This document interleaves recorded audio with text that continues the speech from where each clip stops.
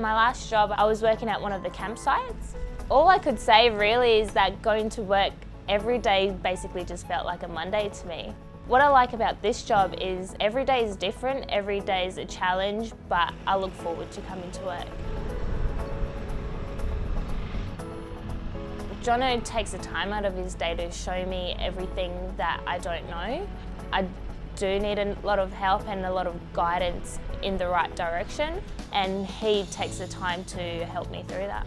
It seems a little bit nerve-wracking at first, but once you get here, everyone's just lovely. The guys make you feel a part of the team, and I just really do enjoy coming to work. I like doing FIFO because of the roster. I get a lot more time at home and it's just a better lifestyle for me. I'm happy that I am in the environment that I'm in because it opens me up to those opportunities, and it gives me an opportunity to see what there is available and what actually interests me.